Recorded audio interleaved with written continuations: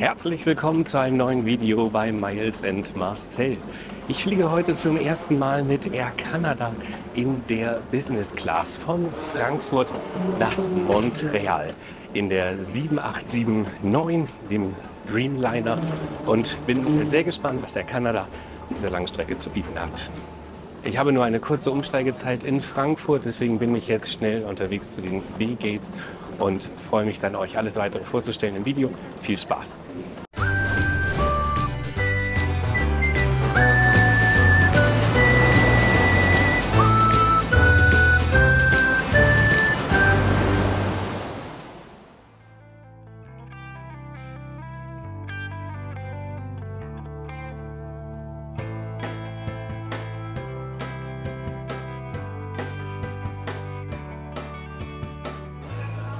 Die Passkontrolle ging super schnell. Dank automatisierter Kontrolle habe ich nur ein paar Sekunden gebraucht. Und ja, jetzt bin ich auf dem Weg zu meinem Abfluggate B42. Sollte auch nicht so lange dauern. Da habe ich ja fast noch Zeit, in die Lounge zu gehen. Mal gucken, aber alles Weitere jetzt für euch. Eigentlich war ich auf dem Weg zur Senator Lounge von Lufthansa und habe aber kurz vorher mehr durch Zufall dieses Schild entdeckt. Air Canada bietet ihren Gästen eine eigene Lounge am Frankfurter Flughafen und die schauen wir uns irgendwann mal kurz an. Und dieser Weg zur Lounge von Air Canada hat sich meiner Meinung nach richtig gelohnt. Neben einem sehr herzlichen Empfang erwartete mich zwar auf den ersten Blick die nahezu identische Auswahl von Getränken und Speisen der Lufthansa Lounges, doch überall gab es etwas mehr. Darüber hinaus hat mir das Ambiente deutlich besser gefallen als bei Lufthansa. Vor allem diese riesengroße Fensterfront ist schon ein Highlight.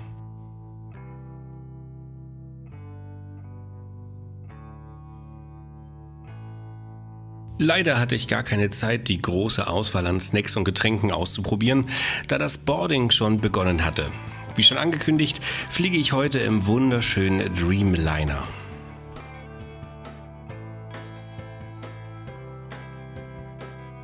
Vorbei an einer weiteren Auswahl von Speisen ging es schon wieder zum Ausgang. Ich war aber sehr froh, dass ich diesen Abstecher in die Lounge gemacht habe. Zukünftig werde ich hier gerne vorbeischauen, sollte ich von den B-Gates mit Star Alliance fliegen.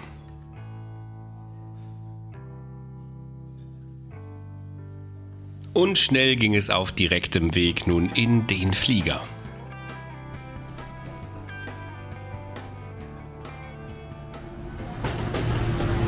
Hello. Hi, hello. 2K. 2K, great. Perfect. Yes, it's required in Canada. So, oh, I'm so sorry. Ja, das war mir nicht bewusst, dass es auf diesem Flug noch tatsächlich eine Maskenpflicht mit Air Canada gab. Aber kein Problem, ich war vorbereitet. Mein Sitzplatz machte einen wirklich guten ersten Eindruck. Es gab einige Sachen direkt am Platz, zum Beispiel ein Kissen, eine Decke und eine Unterlage, damit man sich das beim Schlafen noch etwas bequemer machen kann.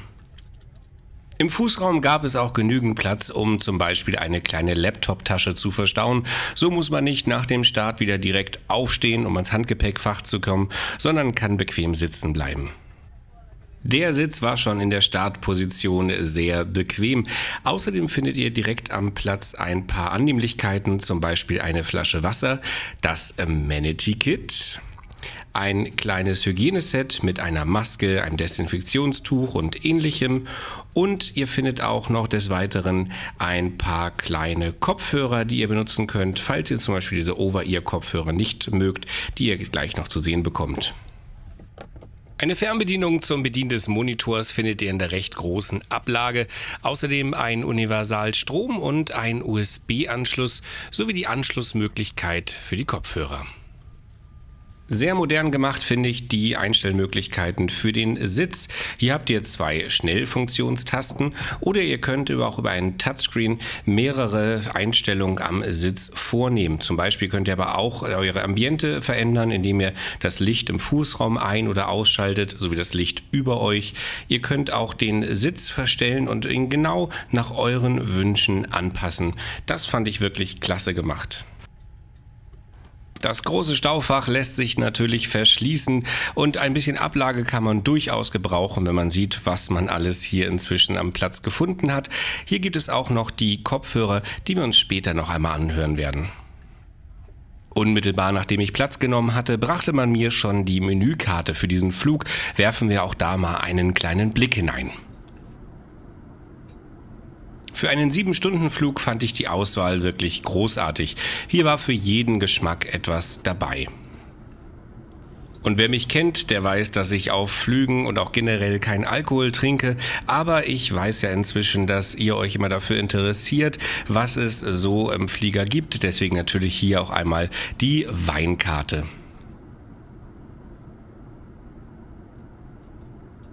Was mir im Dreamliner immer wieder sehr gut gefällt, ist die Verdunklungsmöglichkeit der Fenster. Hier könnt ihr mit wenigen Knopfdrücken dafür sorgen, dass man entweder durch das Fenster hindurchschauen kann oder aber eben nicht. Das finde ich sehr, sehr magisch und jedes Mal probiere ich das gerne wieder aus. Die Armlehne lässt sich zum besseren Schlafen oder zum besseren Ein- und Aussteigen versenken und auch ein kleines Leselicht befindet sich rechts auf eurer Seite direkt am Sitz. Werfen wir auch noch mal einen Blick auf den Monitor. Ich weiß nicht, ob das in der Aufnahme jetzt hier so rüberkommt, aber der war wirklich riesig. Das hat mir außerordentlich gut gefallen. Unter anderem gab es den Menüpunkt Speisekarte. Hier gab es aber lediglich einen kleinen Hinweis darauf, wenn man Fragen haben sollte zum Essen, dass man die Bordcrew kontaktieren soll. Ja, darauf wäre man alleine ja im Leben nicht gekommen. Für mein Empfinden konnte man den Monitor sehr gut bedienen und er hat schnell auf die Bewegung reagiert. Auch die Auswahl der Filme war wirklich gut. Natürlich gab es auch eine Flight Map. Das gehört für die meisten ja immer dazu, so auch für mich. Und ich war mit der Darstellung wirklich sehr zufrieden. Hier könnt ihr auch noch mal ein bisschen den Größenvergleich sehen bei meiner Hand zum Monitor. Mit etwas Verspätung hieß es Boarding completed und so musste ich mich nur noch anschnallen und konnte dann einen Start bei traumhaftem Wetter über Frankfurt genießen.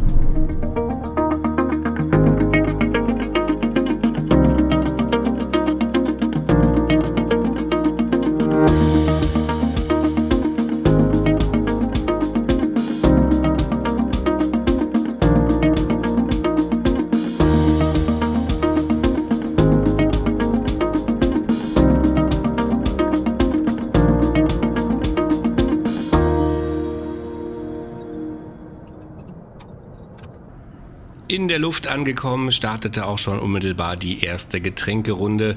Außerdem gab es für die Gäste der Business Class ein paar gesalzene Mandeln. Mir hat sehr gut gefallen, wie voll die Gläser gemacht worden sind. So kann man den ersten Durst in Ruhe stillen. Die Nüsse haben geschmeckt, persönlich mag ich es aber lieber, wenn diese in einer kleinen Schale serviert werden. Mit Hilfe der Fernbedienung ließ sich das Entertainment-Programm erstaunlich einfach bedienen und so habe ich die kurze Wartezeit bis zum Essen genutzt, um mir schon mal einen Film für später auszusuchen. Der Service ging so schnell weiter, wie er gestartet hatte, und schon wurde der Tisch für das erste Essen vorbereitet. Yeah. Can I get you some bread? I have a white and multigrain. Multigrain. Can I get you anything else to drink? Diet Coke. Yeah. Optisch war der erste Gang wirklich ansprechend zubereitet. Es gab Heilbutt und Räucherlachs mit einem Quinoa-Salat, dazu noch ein Blattsalat und wahlweise ein Weizen- oder Vollkornbrötchen. Besteck fehlte natürlich auch nicht, ordentlich verpackt in einer Stoffserviette, und auch Salz- und Pfefferstreuer gab es direkt auf dem Tablett und nicht, wie bei Lufthansa, nur auf Anfrage. Obwohl ich Hamburger bin, mag ich keinen Fisch. Und wenn das so ist, ja, dann bleibt einem ja immer noch der Salat. Diesen habe ich mit dem bereitgestellten Dressing und etwas Salz noch gepimpt und hatte somit noch genügend Platz für den Hauptgang. In der Serviette gab es eine große Auswahl an Messer, Gabeln und Löffeln. Mit der Serviette als Spritzschutz konnte ich dann den Salat genießen. Etwas mehr Abwechslung wäre schön gewesen. Im Grunde bestand er nur aus 3 verschiedenen Sorten Salat. Als Hauptgang gab es Hühnchen mit Chilisauce, Reis und Pak Choi, was ganz gut geschmeckt hat.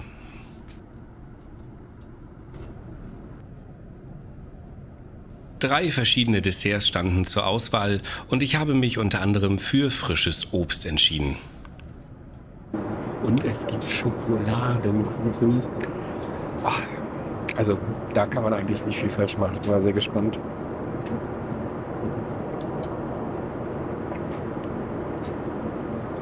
Wenn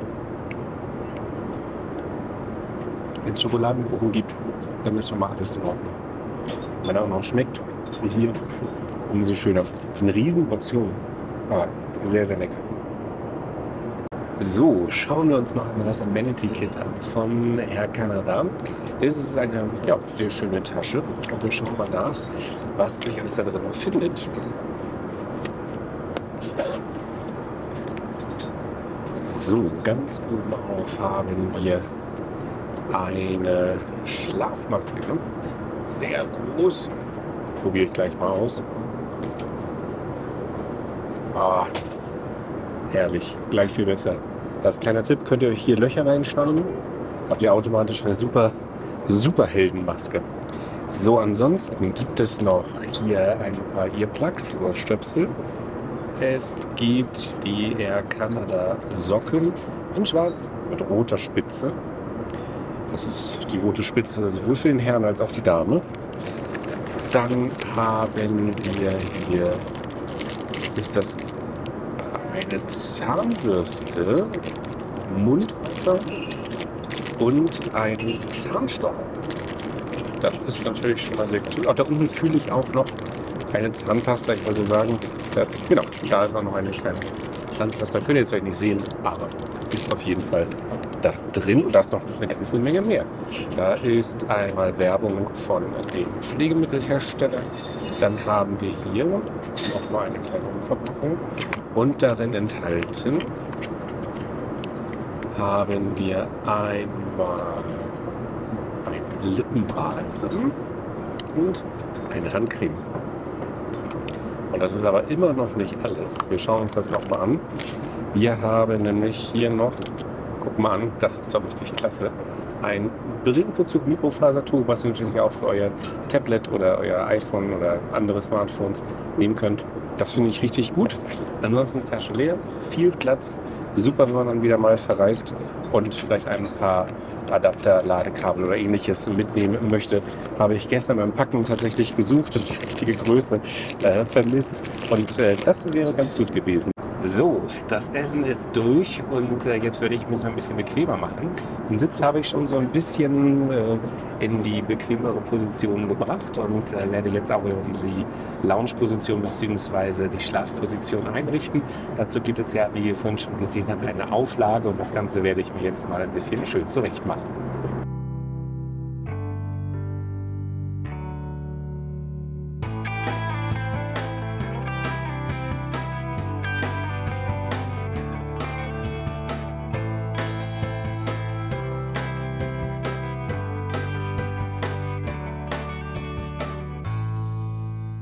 So, das Licht wurde jetzt abgedunkelt in der Kabine.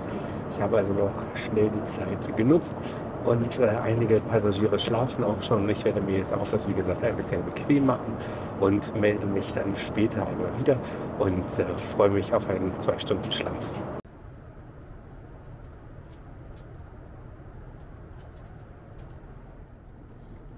Nach ungefähr 2 Stunden Schlaf fand ich an meinem Platz ein KitKat-Riegel vor. Dies hatte die freundliche Flugbegleiterin offenbar während meines Schlafs verteilt. Dies fand ich sehr aufmerksam von ihr. Als ich einmal kurz zu den Toiletten gegangen bin, die ich leider vergessen habe zu filmen, verzeiht mir bitte, habe ich auch einen Korb mit weiteren Snacks in der Galley entdeckt und mir zum Film ein paar Chips gegönnt. Auch die Kopfhörer konnte ich dann noch einmal testen. Die Noise-Cancelling-Funktion hat gut funktioniert und sie ließen sich bequem tragen. Kurz danach begann auch schon die kleine Essensrunde vor der Landung und es gab eine üppige Auswahl an verschiedenen Fleischspezialitäten, Nudel- und Obstsalat. Und so konnte ich einigermaßen ausgeschlafen und vor allem satt und zufrieden in Montreal landen.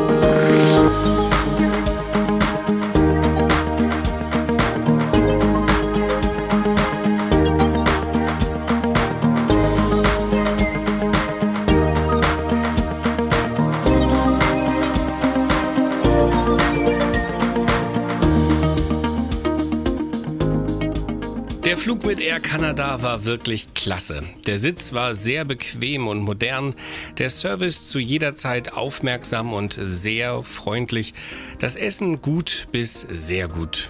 Bezahlt habe ich den Flug übrigens diesmal nicht mit Prämienmeilen, sondern mit Geld. Hin- und Rückflug von Hamburg über Frankfurt nach Montreal bis Quebec und zurück über Montreal und München nach Hamburg hat mich ca. 2.800 € in der Business Class gekostet. Das Preis-Leistungs-Verhältnis hat hier für mich gestimmt und ich habe den Flug genossen. Ich hoffe, ihr konntet auch dieses Video genießen. Wenn ja, freue ich mich über einen Daumen nach oben und wenn ihr kein Video mehr verpassen wollt, dann abonniert doch gerne den Kanal. Danke fürs Zuschauen und bis zum nächsten Mal. Euer Marcel.